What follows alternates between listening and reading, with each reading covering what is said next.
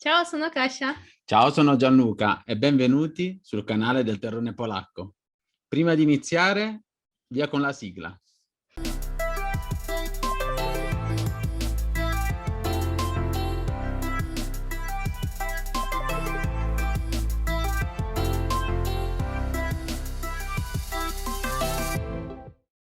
Ciao. Oggi visiteremo una città che non sempre viene scelta come meta turistica. Prima di iniziare questa lunga giornata è necessario farci un bel caffè, altrimenti non ce la faremo.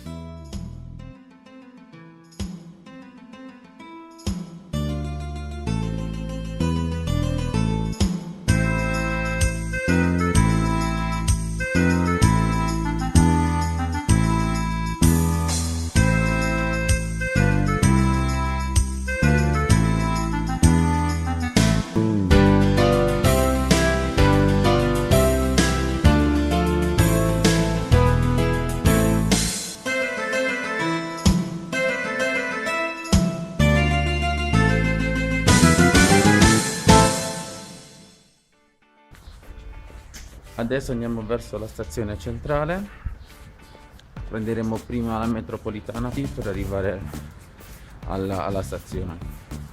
In Polonia il tempo è pazzo, ma ad aprile ancora di più. Ad esempio qualche giorno fa ha nevicato, ma questa mattina ci sono 11 gradi, si sta abbastanza bene. E niente, ci siamo dovuti vestire a strato di cipolla. Quindi siamo pronti per ogni evento. Rolling around in my bed, seeking warmth and comfort between the sheets and the pillow beneath my head. And just like that, I took a look on my nightstand to see what time it was. A flashing light on the buzz from my phone. And she said, "You wanna hang out?" I got nothing else to do. Rooftop, baby, the sun is shining on the rooftop, baby. This ain't just a good time, baby. Things are getting steady on the rooftop, baby, yeah.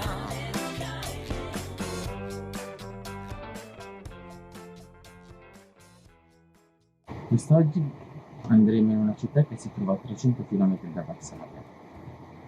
Pertanto abbiamo deciso di visitare Lublino come città intermedia per il cambio dei treni. I biglietti per Lublino li abbiamo pagati 21 zloty, che sarebbero circa 7 euro. Ovviamente questo prezzo è cada uno. Il viaggio durerà circa 2 ore, quindi ne approfitteremo per ristorarci, per riposarci, in vista della lunga camminata che ci attende. Quindi ci rivediamo a fine viaggio. Lublino è stata costruita tra il 1200 e il 1500. La storia di Lublino è piena di eventi che hanno cambiato la vita e la storia della città e dei suoi abitanti. Ad esempio, durante la prima Repubblica Polacca, Lublino fu una città molto importante, oppure quando scoppiò la Seconda Guerra Mondiale diventò uno dei teatri minori dell'Olocausto, poiché qui costruirono il campo di concentramento di Maidane. Come già detto in precedenza, oggi avremo poco tempo per visitare Lublino perché siamo solo di passaggio. E nu ca tempo non stai tempo da perdere. Adesso andremo in giro per la città. Per causa del Covid, molti punti di interesse saranno chiusi al pubblico, come musei, bar, ristoranti e quant'altro. Quindi ci limiteremo a passeggiare solo un po'. Un vecchio proverbio nella mia città diceva "Cengenamashi shamangin, cenangenamashi nanzamashimeshen", che significa se dobbiamo andare andiamo, se non dobbiamo andare rimaniamo. E noi andiamo. Shamaname. Uscendo dalla stazione per andare verso il centro storico della città, ci incamminiamo verso la strada Aleja Unii Lubelskiej, attraversando prima il fiume Bystrzyca, che divide in due Lublino, per poi dirigerci verso la vecchia strada reale.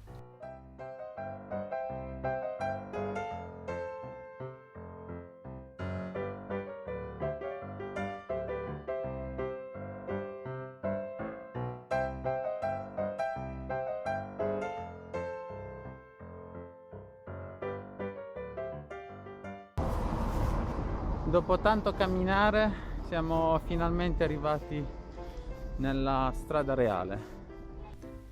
In passato, quando si costruivano le mura della città, venivano create alcune torri con delle strade di collegamento tra una cittadella e l'altra, e le porte che si attraversavano sotto queste torri prendevano il nome della città che collegavano. Uno dei primi monumenti che ci accoglie è la Porta Krakowska, che è stata costruita insieme alle vecchie mura, e da qui iniziava la strada che portava fino alla città di Cracovia. Passeggiando per il centro storico siamo rimasti a bocca aperta nel vedere la bellezza dei vecchi palazzi con la loro diversità di colori e le loro decorazioni in rilievo. A differenza di città polacche come Varsavia e Cracovia, Lublino è un borgo antico dove si può notare un netto contrasto tra vecchio e nuovo. La città vecchia è tutta da scoprire. Continuando la nostra passeggiata nel centro storico, arriviamo alla piazza della parrocchia, che è questa qui. In questa piazza fu costruita la prima chiesa all'interno delle mura della città e fu costruita nel XIII secolo. Qui fu celebrata la funzione in onore dell'Unione di Lublino, un accordo politico firmato il 4 luglio 1569, che documentava la fusione del Regno di Polonia e del Granducato di Lituania. La chiesa fu distrutta nel 1856, ma ancora oggi si possono vedere le sue fondamenta ed una sua miniatura in bronzo.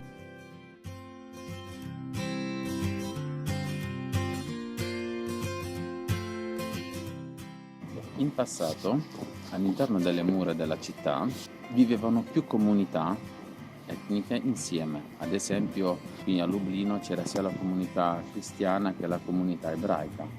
E proprio su questa strada che si chiama Grodzka c'era la fine della comunità cristiana. Infatti, alle mie spalle potrete vedere questa porta.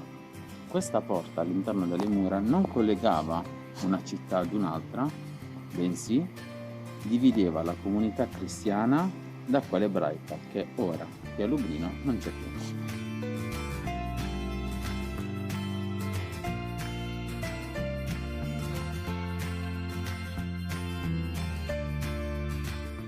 Superato la porta Grodzka, arriviamo davanti al castello reale. La fortezza fu realizzata in stile gotico su richiesta di Casimiro III il Grande, per amici Kazimierz.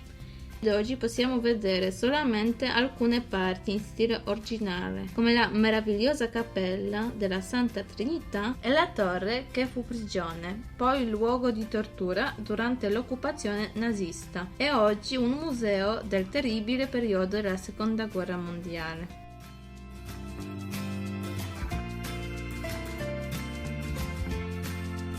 Visto che non possiamo visitare il castello, ci dirigiamo verso la fontana multimediale.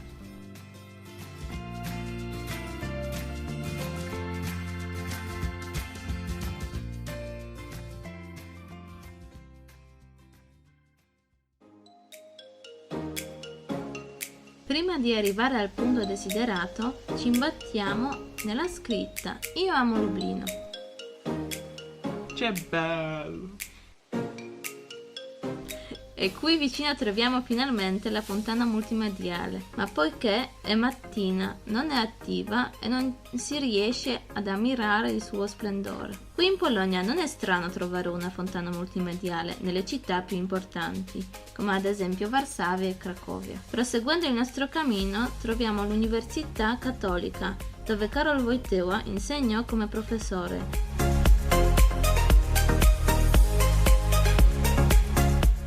E poco più avanti possiamo vedere la seconda università, è dedicata alla scienziata polacca Maria Skłodowska-Curie. E beh, sì, Marie Curie era polacca. La scienziata vinse per ben 2 volte il premio Nobel per la scoperta del radio e del polonio, 2 elementi radioattivi. Camminare da stamattina ininterrottamente dopo un po' ti fa venire fame, e quindi cibo tipico: cebulars. Cebulars è una pagnotta di pane, quasi come una focaccella, ricoperta di cipolla e semi di papavero.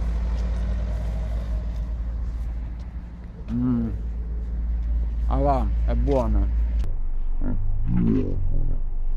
Bisogna da fa, è buono. Se venite a Lublino dovete assaggiarlo, è proprio buono.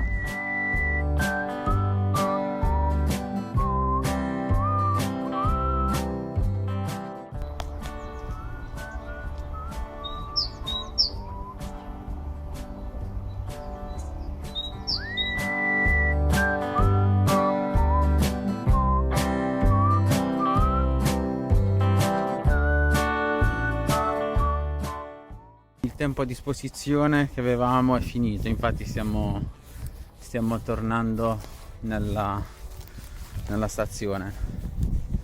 Mi dispiace di non essere riuscito a visitare il campo di concentramento di Majdanek. Sicuramente sarà motivo per ritornare in questa bellissima città.